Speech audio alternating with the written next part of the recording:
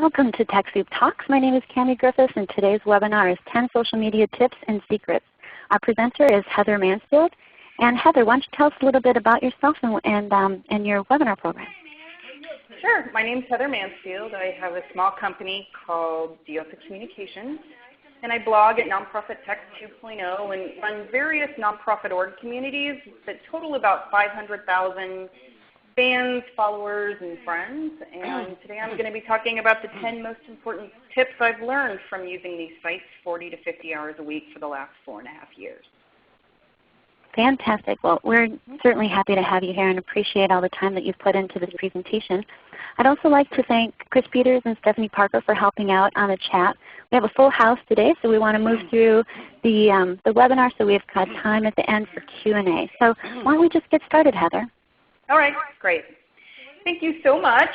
So in today's webinar, before I get into the 10 social media tips and secrets, and those are kind of more like best practices, I really want to lay a context for all the nonprofit communications folks out there of understanding social media and its role and the social web in general, and kind of 3 evolutions of the web today, Web 1.0, Web 2.0, and Web 3.0. So I'm going to start with brief explanations of those and then move into really the 10 most important things I have learned over the last 4.5 years of running social networking communities, promoting nonprofits and promoting my webinars and helping nonprofits use social media.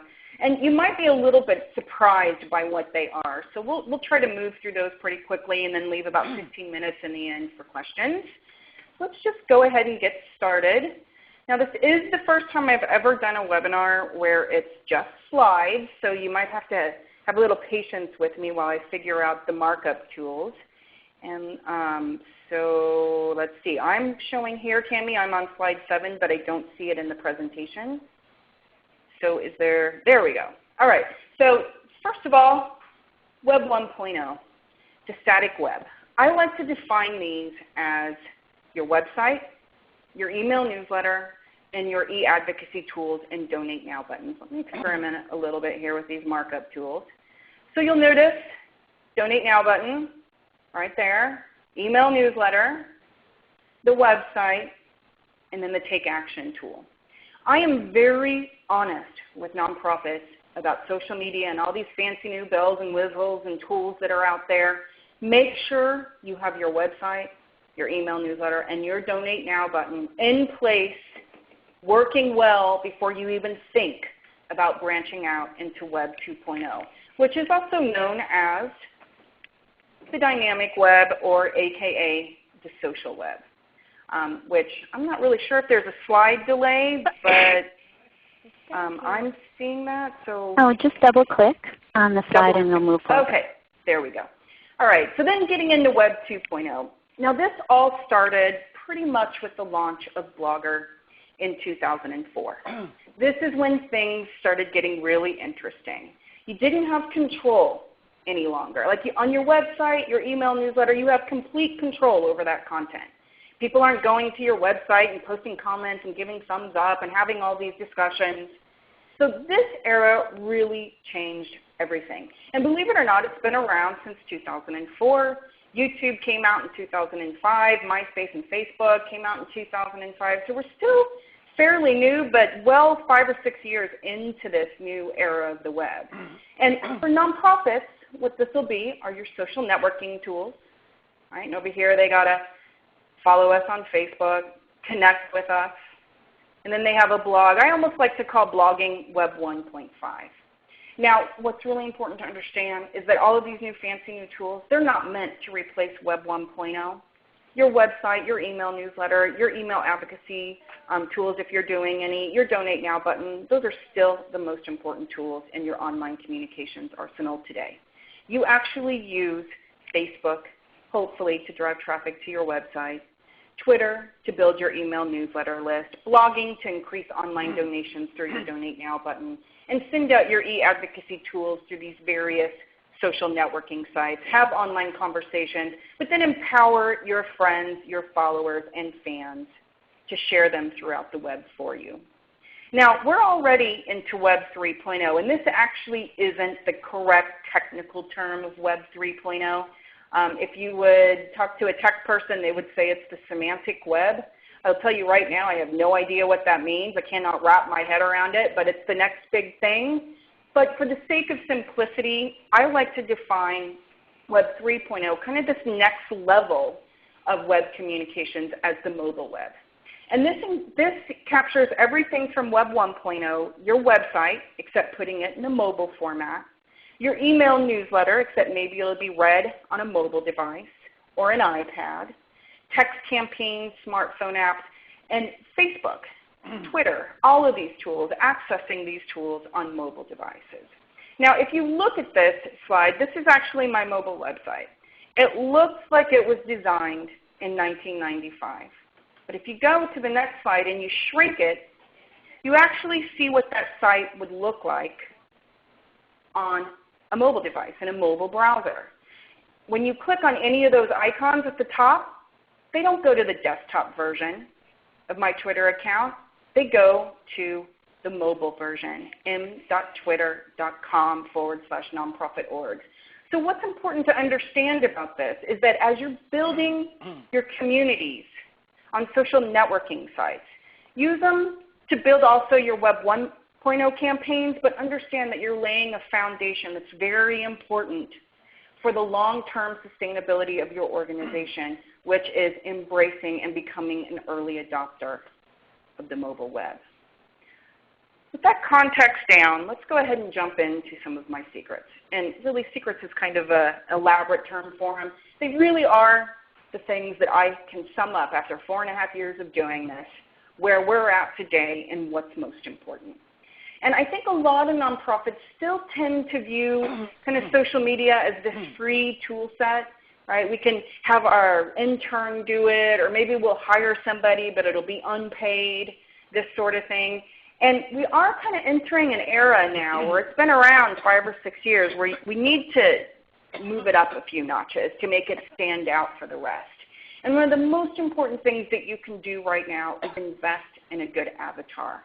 And what I mean by that is your profile picture that you use on Facebook, Twitter, LinkedIn, MySpace, YouTube, Foursquare. And they should all be consistent, meaning they should all look the same for every profile. Because what you'll start to notice as you've been on these sites for a while, that you might not see the name and recognize an organization or a brand or a resource.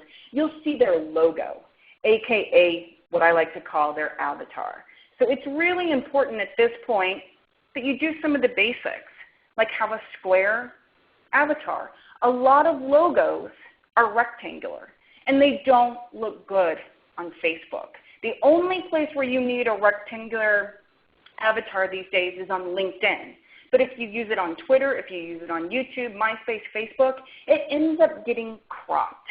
So something like this, the World Society for the Protection of Animals, they literally opened their horizontal logo in Photoshop, expanded the canvas size to make it square, took about 30 seconds. Now why this is important is because anytime you see the World Society for the Protection of Animals in the news feed on Facebook, you don't see a logo that's cropped and messed up.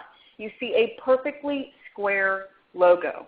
Now when you go out on Twitter, you'll recognize that before you even think of the name of the organization. It becomes consistent and visually appealing through all social networking sites. Another option is to take your logo and superimpose it with an image. Now this is a small nonprofit called EcoViva. They're actually based in Oakland. They change out those photos every 3 to 4 months. So they consistently use their avatar, but they make sure that they've got a photo at the top of it so it shows up perfectly square. Now here's an example of what happens if you don't do that. I love Greenpeace. I'm a donor of Greenpeace. I've been a longtime fan. This avatar looks absolutely fabulous on the front of a Facebook page, but when you go and you see it in the news feed, which is where 90% of the power is on Facebook, most people don't go to your page and hang out on your page, right? They're seeing your status updates in the news feed. Well, what happens is any kind of horizontal or vertical avatar gets cut off. So we're at this point now, if you've gone through any kind of logo design process, that can drag out for months. You've got to have meetings about it. You go back, redesign this and redesign that. It's really time to make sure that you have an avatar that has your logo in it, that's square, and that's visually appealing across all social networking sites. Number 2 is finding your Facebook voice. 90% of the power of a Facebook page really is in the status update because they do get newsfeed exposure. I cannot, I cannot emphasize this enough. I monitor the stats on my Facebook page, which has about 10,300 likes or fans, and the vast majority of the traffic from Facebook to either my blog or my website or to a New York Times article or something that I'm posting is coming from the status updates. Not a lot of people click on tabs. They're not clicking on links over on the left side of your page. Most of that action is happening through the status update and news feeds on Facebook. A really important thing that you need to understand about Web 2.0 is that it's not really about marketing. It's not old school like, well, yeah, we're going to go into Facebook and just post links to our blog and links to our donate page and links to our new press release. It really is inciting and leading conversations online.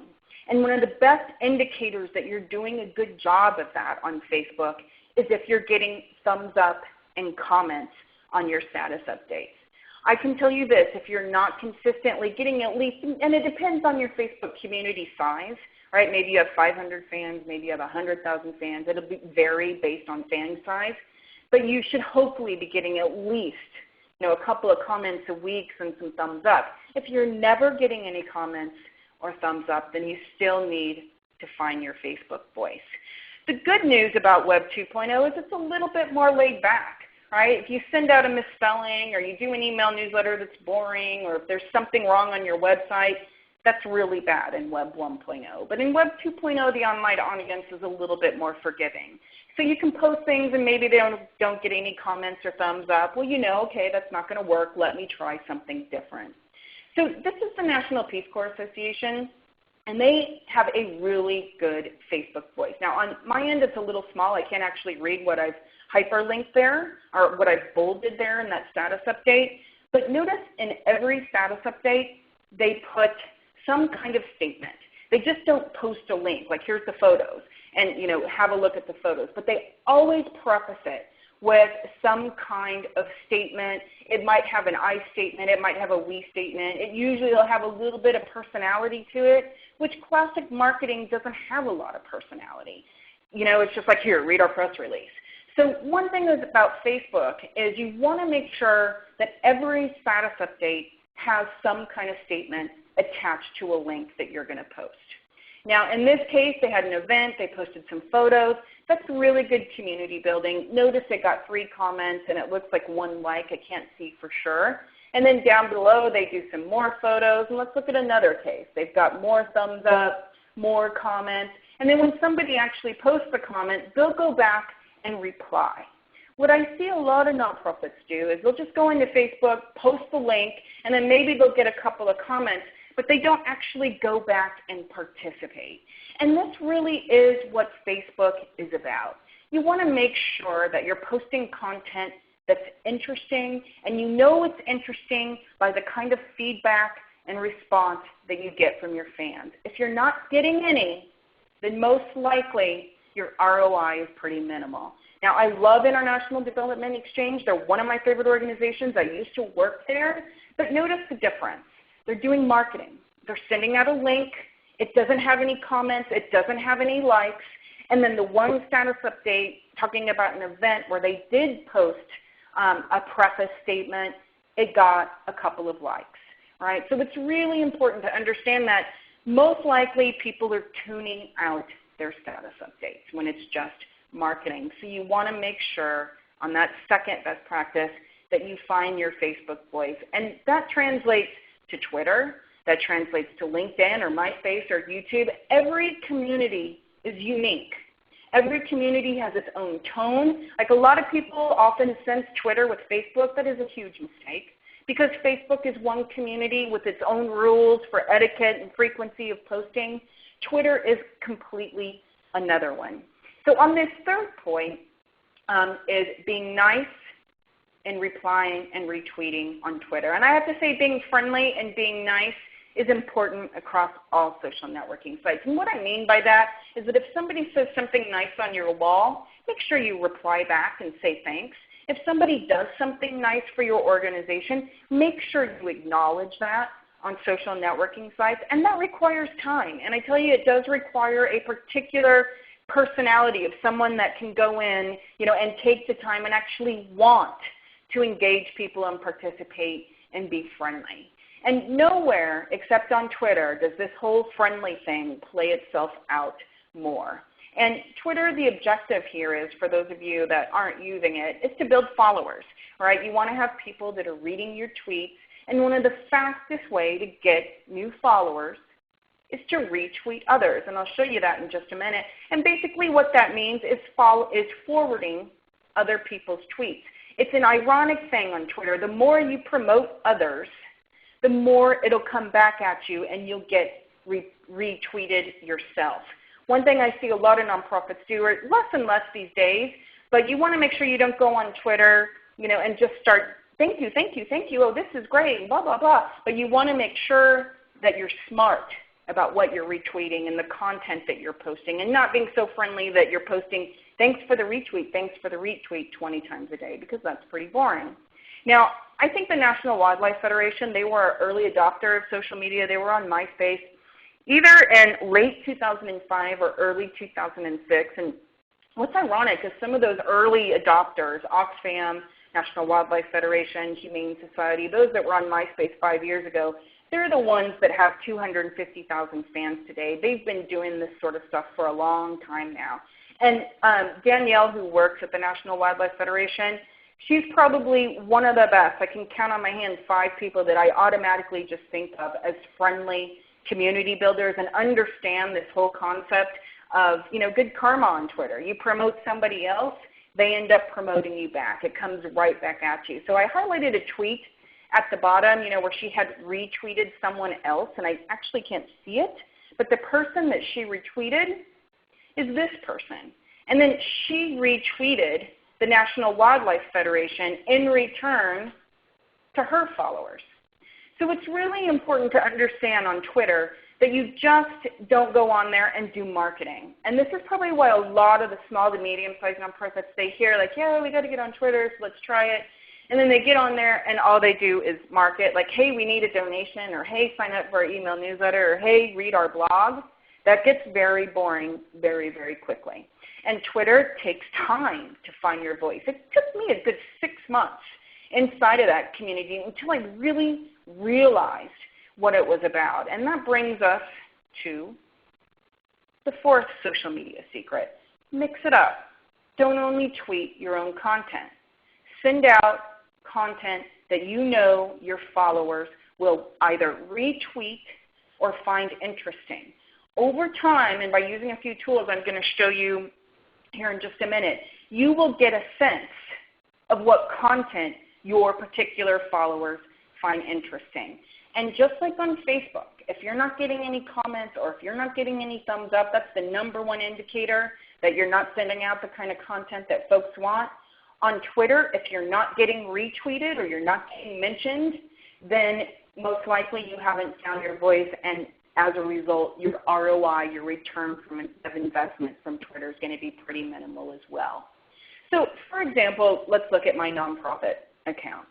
Now, if I went on here and all I ever did was talk about myself and talk about my company and talk about my blog, I wouldn't be getting retweeted a whole lot.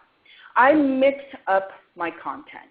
So I'll promote a nonprofit through the Nonprofit of the Month. And then I'll promote the Facebook page and promote a nonprofit. And then I'll retweet another nonprofit. And then that nonprofit will likely retweet me in return. So by promoting others, I end up getting retweeted and promoted more often. So it's really important to understand, you might have another nonprofit that works on the same mission that you do, but you'll still retweet them and promote them. Or let's say you're an animal organization that works to, educate people about spay and neutering their pet. And the New York Times comes out with an article, that morning that says, here are some stats on the status of, unspayed and neutered pets in America. Well, you might want to send that out.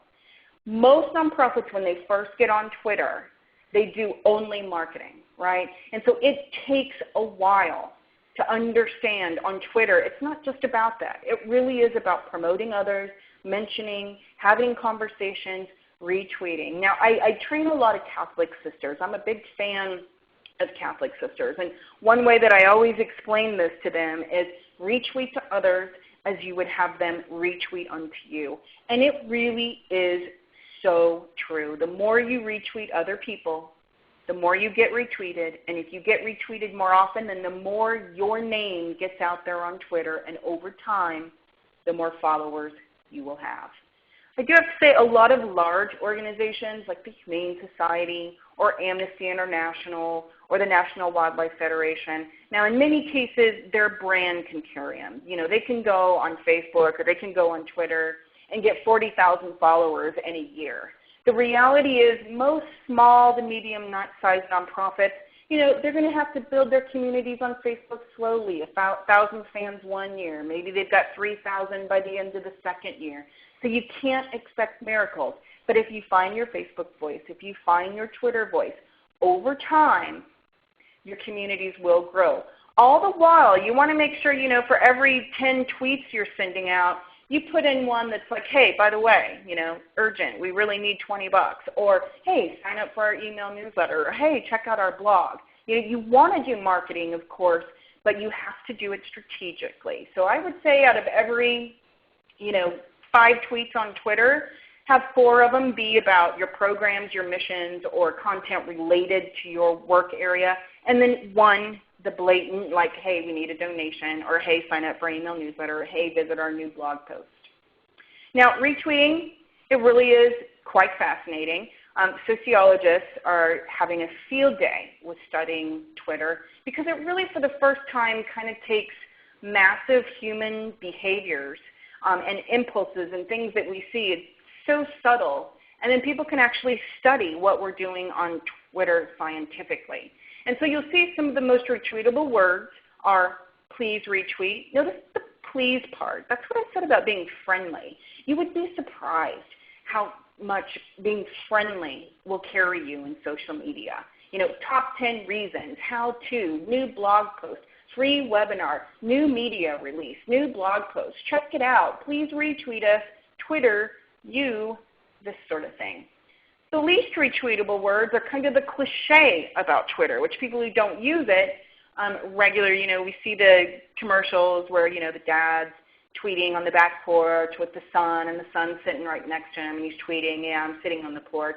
And it's just kind of so silly, and people that use Twitter know that it's not really about that. So this whole thing of, hey, I'm watching the game, ha, ha, ha, laugh out loud, oh, I'm so tired, my back hurts, I'm bored, I'm listening to this, time to go to bed, least retweetable words.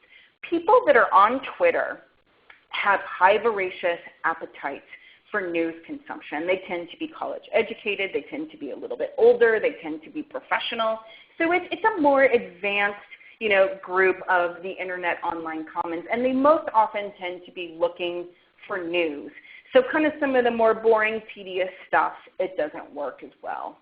Now, interestingly enough, punctuation even plays a big deal. I use a lot of colons when I send out tweets, and I notice that does help me get retweeted. I can send out the same tweet with a semicolon, and it doesn't. And I think you'll notice the semicolons on the far right, and I think that has a lot to do with the fact that if you send out a semicolon, most often people will think it was a typo, so like, oh, they don't really know what they're doing, they're sending out typos, right? So it's just very fascinating. Twitter takes a while. It takes a good 4 to 6 months. It's not what it appears on the surface at all. You have to be in that community a while before you really get a sense of what it's about and how to use it. Also, what URL shorteners you're using make a big difference. Bitly is ’1 by far, so using Bitly helps you get retweeted, and #2 is Owly. Now this is actually an old graph. It's about 9 months old. Owly comes from Hootsuite, and I know Hootsuite's really popular now, so my guess is that's gone up a little bit, but Bitly is still by far the most retweetable URL. leading us to the fifth secret, which is using third-party Twitter apps. Now, third-party Twitter apps just aren't meant for Twitter. They can be used in your website. They can be used in your email communications. They can be used on Facebook. There are currently 2,900 third-party Twitter apps at a website called 140.com. I have read estimates that by the end of the year 2011, there will be over 50,000 third-party Twitter apps. And the vast majority of them are free. That's one thing that's really amazing about the time in which we're living and communicating in the nonprofit sector. Whereas 10 years ago, a Donate Now button to sign up, it was $300 and then $50 a month. Websites were expensive.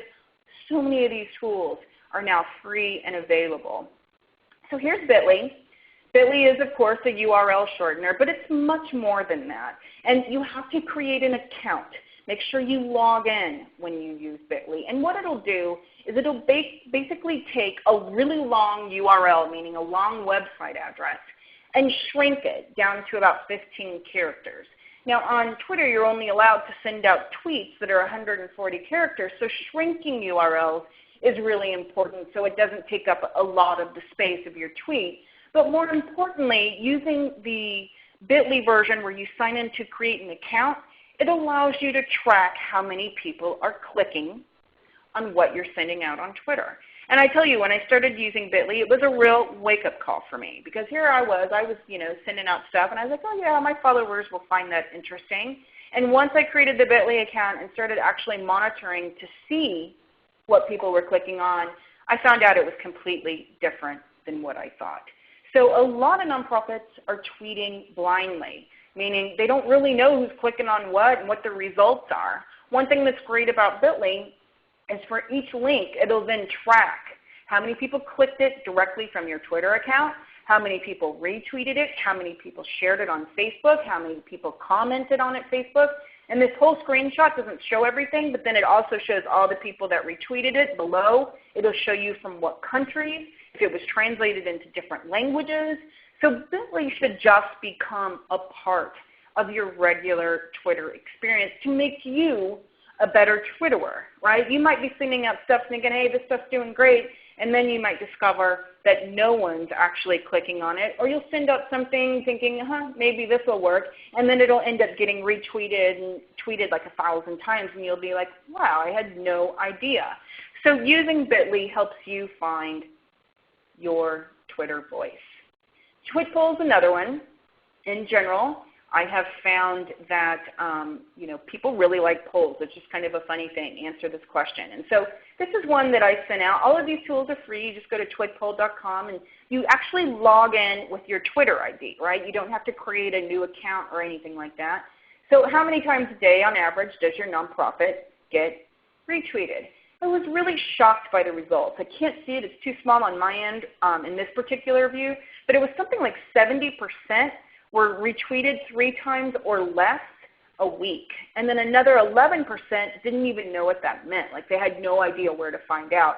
So we're looking at 80 to 85% of nonprofits not getting retweeted at all. And what that means is that they're not posting the kind of content that their followers are wanting. So when they're only growing by a couple of new followers a day or a week, it might have to do with the fact that they're tweeting blindly, that they haven't really found their Twitter voice.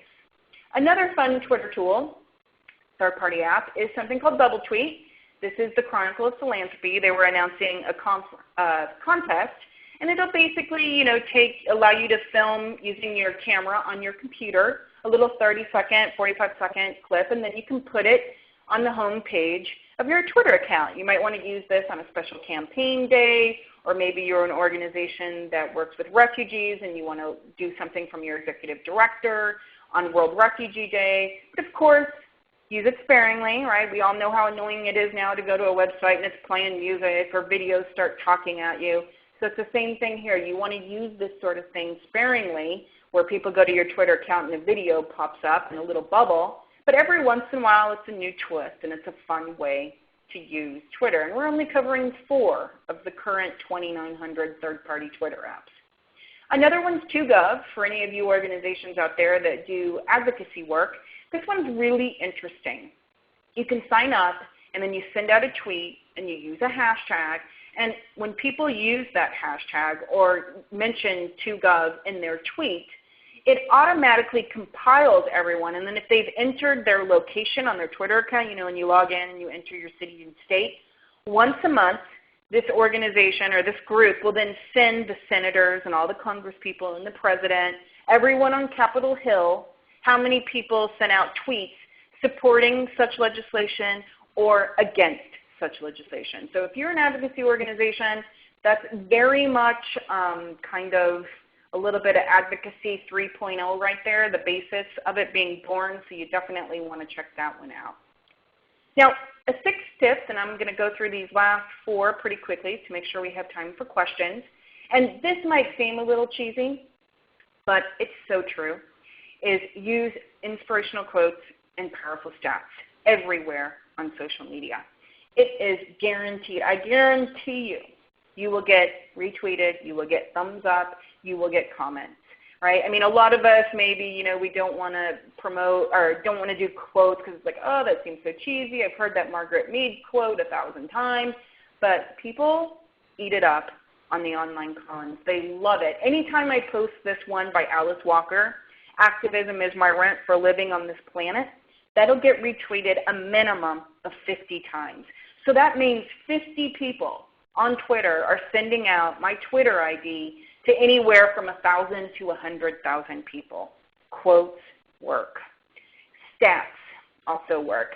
I log into Twitter a lot. I only follow nonprofits, and currently it's about 25,500 of them that I've been able to find on Twitter. I have to log in every day and try to find interesting stats that nonprofits are posting, and the vast majority of them are not at all. They're mostly doing the marketing thing, right? So I have actually a difficult time finding tweets from nonprofits that are using stats that I want to retweet, but nothing works more often in terms of getting retweeted or comments or thumbs up than stats related to your organization's work. So for example, 1 in 4 girls is sexually abused before the age of 18 in the United States. That's shocking to people. So that wakes them up. And then it sends a link to this organization's website who's working against childhood sexual abuse to the stat and the information where people can learn more about that. Another one, the third one, the truth will set you free, but first it'll piss you off, Gloria Steinem. Don't be afraid to rock the boat a little bit, right? I mean, I remember I posted that one a couple weeks ago, and I had actually never said anything on Twitter, like piss me off or get mad or anything like that. I tend to be a little cautious, and I was shocked. 100 people retweeted that. So don't be afraid to rock the boat a little bit. And then another one that always gets retweeted quite a bit, let's say you're an animal organization or an environmental ocean organization, you got a plethora of stats that you can find. 73 million sharks are killed annually for shark fin soup. And then it links to a video that shows shark finning with a great big donate button on it that says, donate to help stop this. Definitely think about your organization, your mission, your program, and just regularly, consistently, on a weekly basis, come up with like a stat or a famous quote that you can alternate between Facebook and Twitter and MySpace or even Foursquare. If any of you are using Foursquare, stats work really well in Foursquare shouts. So social media tip number 7, and this is one I have to say was a big eye-opener for me. I was a reluctant blogger. I only started blogging 10 months ago. I was like, oh my gosh, there's like something insane, like 133 million blogs out there today. I was like, the world does not need another blogger. There is enough blogs. I was absolutely so wrong. Since launching my blog 10 months ago, my brand, my online recognition, my webinar signups, just everything has exploded. So it took 4 years, for example, to build my email newsletter list to get 3,000. It took the last 10 months to get 5,000 email newsletter subscribers, and they're coming from my blog. And the 2 most important reasons that you want to think about blogging today and how it's so different from, say, blogging in 2006 and 2007 when maybe your executive director was going to launch a blog, like to put a human face to your organization. Today it's about, well, if you're going to go out on Facebook, if you're going to go out on Twitter and regularly have, fresh content on Twitter, you can be posting 3 to 4 to 5 tweets a day. Well, what are you going to be posting? Right? Are you always going to be sending out the New York Times? Are you always going to be sending out that About Us page from your website? Well, that's going to get boring pretty quickly. What blogging allows you to do, and there's plenty of things that you can blog about. I have a blog where I actually have 15 different ideas for nonprofits to blog about, 15 different things. This will allow you to have a consistent stream of fresh content that you can log and send out on Twitter and Facebook every day. Twitter and Facebook and all of these new social media tools are content driven. So if you're an organization that maybe only has a 30-page website, then you've got to start getting creative about what you're going to send out on Twitter. The great thing about blogging is you can send something out, but let's say, for example, going back to that analogy or that idea of the New York Times, writing a story about spay and neutering your pet. Well, let's say you were an animal shelter and you had your own blog. Instead of sending out the New York Times article, how about linking, logging into your blog that morning and linking to the New York Times article and then putting a 1-paragraph statement about what you think about the article. But instead of sending out the New York Times link, you send out a link to your blog. Now why that's beneficial is because it's still the New York Times article, but it doesn't have the New York Times branding. Your branding gets out there. Your, hey, connect with us on Twitter. Hey, connect with us on Facebook. Hey, sign up for our email newsletter is featured there, not the New York Times. Another reason why blogging is really important, which I can't get into much detail right now, is that search engine optimization has changed dramatically. Blogging can help increase your organization showing up in Google results significantly. I mean, it's a miracle. I just launched a new blog a week ago, and already I went and searched for a keyword that I was using, and I now pop up #1 in Google. It took a grand total of a week, and I did that by blogging. So if you've thought about blogging of, hey, we're just going to get in here and kind of write about us and write about what we're doing, think about blogging in a new way and maybe read some of my blogging best practices after the webinar to get a sense of what you can really do with them these days. What I find interesting is the Nature Conservancy. They had a blog that looked a certain way for a very long time, and then just within the last month they've redone everything. Now I want you to notice on their blog, so instead of sending out articles about the Gulf oil spill from news outlets, they're making their own news, and they're sending out that Gulf oil spill, building the Ark of Recovery post everywhere on Twitter and on Facebook. And then it has the share us. And then you'll notice in the upper right, hey, become our fan on Facebook, connect with us on Twitter, subscribe to our email newsletter list. So they have, I think, understood, just like I did, where the lightning bolt went off about 6 months ago, which blogging tends to be the missing piece in a social media strategy. It really, really does. And they have designed their blog to exactly, their new blog, to exactly fill that void. The 8th tip is utilizing LinkedIn. LinkedIn is a sleeper in return on investment. And I think the reason why a lot of nonprofits don't use it is because maybe they've tried, they didn't have a whole lot of success, and they gave up on it. But the reality is, when it comes to LinkedIn groups, and there's all kinds of things you can do on LinkedIn, but I'm just going to talk about groups, most nonprofits did groups wrong. They created a group named the same name as their organization. For example, creating a group called Greenpeace doesn't really work, because what that does is people are like, well, I don't really want to join a group to just talk about Greenpeace, but joining a group that says, stop global warming or save the environment, that's a group that could grow very, very quickly on LinkedIn. And I learned this because I launched a group called Diosa Communications, right? I did it about 2 years ago maybe, and a grand total of 3 people joined it, right? Because nobody wanted to join a group that was my company name to get on there and talk about my company. How boring is that? So instead, I created a group called Social Media for Nonprofit Organizations. It's much more broad. It's about social media. It's for nonprofits. And this group now has about 7,400 members.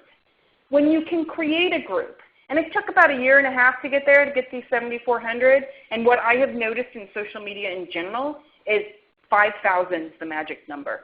When you hit 5,000 friends or 5,000 fans or 5,000 followers or 5,000 members, that's when it starts to grow quicker and quicker every day. So I hardly have to promote this anymore at all. I had to promote it to jumpstart it, but now I log in on any given morning and there's 75 to 100 new people that want to join. So if you can create a group name that people are interested in joining that's more general, like, spay or neuter your pet, or save the environment, or stop global warming, or feed the hungry children, whatever the case is, you'll have a much more broad appeal. And if you can get that group to take off and actually spend some time building it, promoting it, there are all kinds of perks that come with being able to manage a group. One of them is the ability to send announcements. So this group has 7,400 people. I then have the ability to email those 7,400 people. You also can create templates for when people join or when people leave. LinkedIn, I will tell you, when I look at my referral traffic of where most of my traffic is coming from, Twitter is always number one because I just got lucky and I have an insane amount of followers on Twitter. LinkedIn is always number two. It blows away Facebook. It blows away MySpace. It blows away YouTube. LinkedIn is a sleeper in ROI. But what most nonprofits have done is this sort of thing, creating groups of the organization's name. It doesn't work. I can't see how small that group is. My guess is it's somewhere around 1,200 or 1,000. I highlighted, I can't see it. But it probably, all the other Sierra clubs are smaller because people don't want to join groups where they're limited to just talking about the Sierra Club. But if the Sierra Club or another organization launched a group, something like, Protect Wildernesses or Save National Parks, and then you could actually get that to go viral, you would have a group that would have a lot of power within a year to 2 years. And I will tell you, LinkedIn's growing. I watch on a weekly basis. Is Twitter, where's Twitter at this week? Where's MySpace at this week? Where's LinkedIn at this week? And LinkedIn consistently over the last 2 years, is jumping up one spot towards now the 17th most visited website in the United States. Twitter's number 9, MySpace is number 13. So for example, if the Sierra Club would have created a group called Green, or Green Living. I'm not sure how many members are there, but my guess is it's somewhere around 80,000 if I can remember. That is a very, very powerful group. Now, not only that, you can go into groups like Green. Let's say you're an environmental organization. You have a blog. Well, you can go join groups like Green or Save the Environment. And by the way, there is no Save the Environment group on LinkedIn. There is no Spay and Neuter Your Pet group on LinkedIn. There's no Stop Global Warming. So it's carte blanche there of whoever wants to do it first. But if you do, if you are an environmental organization, for example, you can join a group like Green and then go post links to your blog and participate in that community to promote your blog and your organization. Social media tip number 9 is you got to know HTML. You have to know basic HTML. From what I can tell, about 10% of nonprofits know HTML enough to be able to add Donate Now buttons and email newsletter boxes to their Facebook page or their blog. It will make or break your social media ROI. So what I mean by that is if you look at my Facebook page and you see all those icons over on the left, Twitter, LinkedIn, MySpace, WordPress, YouTube, Flickr, that's the static FBML app on Facebook, and that's HTML. It looks more difficult than it actually is. There are online tutorials. I teach it in my webinars. You can take a class, but you have to learn HTML to take your social media campaigns to the next level. And I have to say we're there. Like it is time to take social media campaigns to the next level, meaning, we got to think about maybe hiring somebody 5 hours a week, or we got to hire somebody to design our avatar. We got to make sure, our social media person knows HTML and is properly trained. You don't want to wing it at this point. And that brings up an important point about blogging. You want to make sure that you have a banner and that it's designed. First impressions are everything in blogging. Whether or not they will come back and take your blog seriously has a lot to do with what they think about it in the first 3 seconds. So that might mean hiring a designer to do a banner for you on your blog. Now you'll notice I have highlighted there, subscribe. Oh, I keep forgetting I have this fancy thing here. Subscribe to Nonprofit Tech 2.0. Well, that's HTML. right? So you have to learn how to use it. Now the last one I'm going to go through pretty quickly because I don't want to overwhelm you with the mobile web. It's not the next big thing. It's already here. And I have to say, from watching nonprofits be the best at social media, I really do think nonprofits are the best at social media. I think they're better than the big corporate brands. I think they're better than colleges and universities because they were the first. They were the pioneers. They were the early adopters. They were there in 2005 on MySpace. They've been learning and confronting their fears about social media for 5 years now. They've been very, very slow to adopt the mobile web. And I think it's because they think it's expensive. Text to give and iPhone apps and all of that stuff, I'll be honest, I don't think that's the best way to enter the mobile web. And those tools are expensive, but that's a whole nother webinar. But I would say, think about launching a mobile website. All right, now my mobile website costs $8 a month. There's a blog post on my blog about how I did that. So these tools are not expensive. They don't need to be fancy. Someone emailed me the other day and said, hey, we got a quote for a mobile website for $12,000. What do you think? I said, absolutely, that's crazy. Don't even talk to those people again. They're trying to pull wool over your eyes. Designing a website, you can use a WordPress blog, super simple. Again, when the Nature Conservancy launched their new blog, at the same time they launched their mobile website. Now it doesn't look great on a desktop site, but what you need to imagine is what that's going to look like about 2 inches wide. And the reason I think they did it is because they understand that by 2015, the internet as we know it's going to be completely different. So those larger organizations who actually have the staff and the ability to keep up and read the data, and they're reading Mashable and TechCrunch and all this stuff and know what's going on and know what's coming next and are vested in being early adopters because they know what the benefits of early adoption are. Those who do it first, those always get the most buzz, right? So by 2015, the mobile web, mobile website, apps, iPads, all this kind of stuff. But one of the reasons why a mobile website is so good is that it's accessible to anyone on any mobile phone, right? African Americans, Latinos, they're the quickest growing users, not of iPhones or Blackberries, of all of this stuff, but of regular old cell phones that have mobile browsers. So when you get into issues of apps and all of these fancy tools, you might be getting into an issue where not everyone can access it because perhaps of background, societal background, or income level, that sort of thing. Texting, you can use Textmarks to launch a campaign for free. I just wrote about that 2 days ago. It's on my blog. Social networking on the go, right? This is the Humane Society. Last year, they sent tweets live from the seal hunt. Right? Now, that was a game changer. They had been reporting about the seal hunt for years, but after the fact, after coming back and taking the awful pictures and posting them in an email newsletter. This time, they did it live while it was happening, video and photos. It was a game changer. It made me give to save the seals. And an early adopter, Foursquare. You're going to check that one out, and there's a good chance your organization might already have a profile in Foursquare. Again, just in the interest of time, I see we only have 9 minutes back. I don't want to get into details. But on that 10th point, just make sure that you're thinking, even if you're not ready for it, you don't need to make a move right away.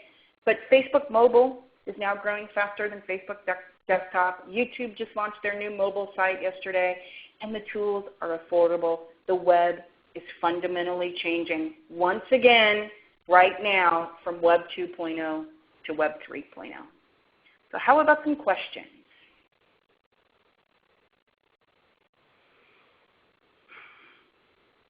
Someone is asking, I see, best sites to use to launch a blog. I love WordPress.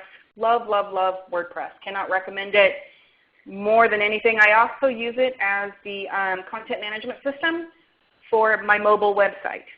Right? So I pay $8 a month to design the site and add images and all that, but I actually go into my blog to update it.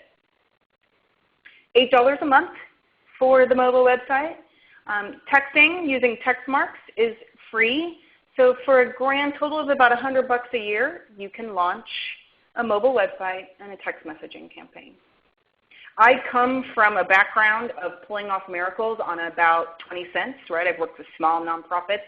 So I'm just not one that looks at the tools that are $1,000 a month or that sort of thing. I really put a focus on how can I pull this off with the least amount of cash possible.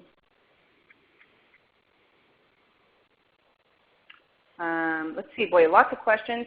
Here's a good one. How many times per day, a week, should we update Facebook?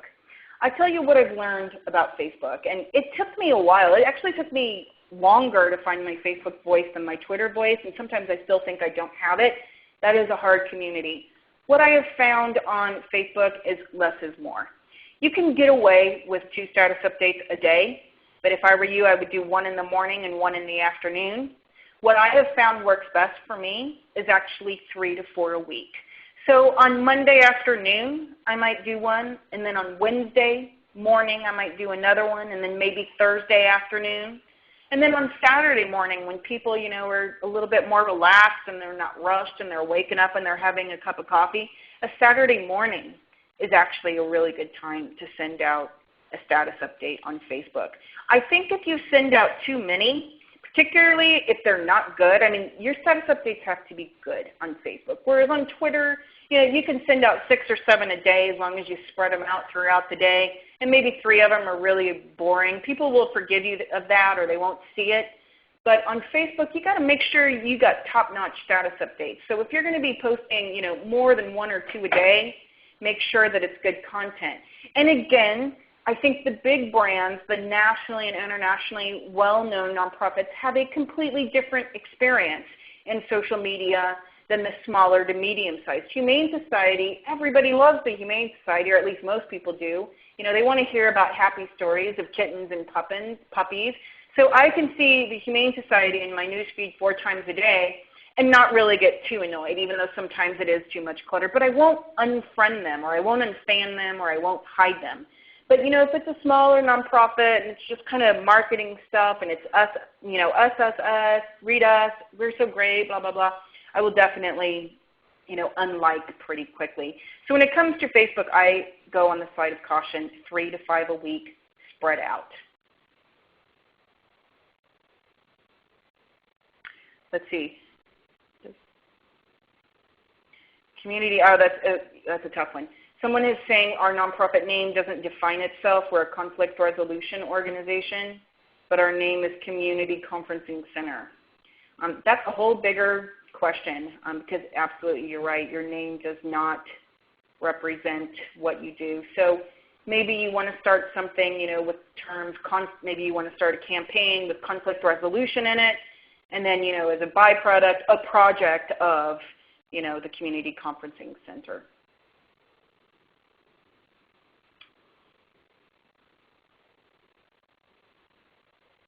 And then another question was, well, we have, a news section on our website, and do we still need to launch a blog? Well, the first question that comes up is, I hope that on your news pages, you can still use news as long as 2 things are there.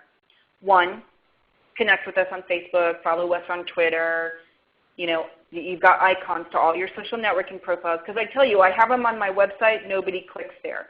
People, when they go to my blog and they see the I statement, and this is Heather, and this is what she's thinking, they either agree with me or they don't, but nonetheless, they want to fan me on Facebook to see what I'm going to say next. And that's that kind of casual person voice that blogging allows you. I don't know if on your website you particularly are comfortable with using I, we statements. Either way, just make sure if you're going to use news that you've got the connect with us on Facebook, follow us on Twitter, check out our YouTube channel, and most importantly, subscribe to our email newsletter list. Even though email subscription rates are going down about 1% a year, the vast majority of online donors still come from a link that's clicked inside of an email newsletter. So it's really important. Another thing that's important is on that blogging component on the news section is can people comment on it, right? So if they can't comment on it, then that's not a blog. It doesn't work the same way you would need a blog. Well, that is about as much time as we have. Maybe there's just one more question. Sorry, I had my line got muted. I meant to ask you some questions, but you had answered a lot that had lined up. But we do have many, many more questions that aren't being, that we won't have time to answer today. But Heather, thank you so much for this great presentation. Sure. And again, folks, we have a forum topic started in our community forums. And we'll be posting some of your questions here that we've collected there and have them answered. So check back. I'll send you the link shortly. So Here's the bit.ly URL, which we talked about bit.ly earlier. This will bring you straight to that forum topic that you can post your question to. If you're new to TechSoup, we've got much more than just webinars. We've got donated software from organizations, companies like Microsoft, Adobe, and Symantec. We've got articles and a blog ourselves, as well as our community forums, and we post upcoming events. So I'd like to tell you about a couple of upcoming webinars. We are planning one on WordPress and talking about some different CMS tools. But here are two that are planned for the week after next: tips and tools for technology planning, as well as business planning for nonprofits and libraries. So hopefully you guys can join us for those, one of those webinars. And we would like to thank ReadyTalk for their sponsorship of this webinar series. This webinar is made possible by ReadyTalk, which has donated the use of their system to help TechSoup expand awareness of technology throughout the nonprofit sector. ReadyTalk helps nonprofits and libraries in the U.S. and Canada reach geographically dispersed areas and increase collaboration through their audio conferencing and web conferencing services. So again, I'd like to thank everyone, and especially Heather. This was really amazing. You've done such a great job of showing us what the big things are to think about, and I think there's a lot of food for thought here, and hopefully we'll get you on in the future to do another webinar. So thank you so much. Thank you. And have a great day, everyone. Bye-bye. Thank you. Please stand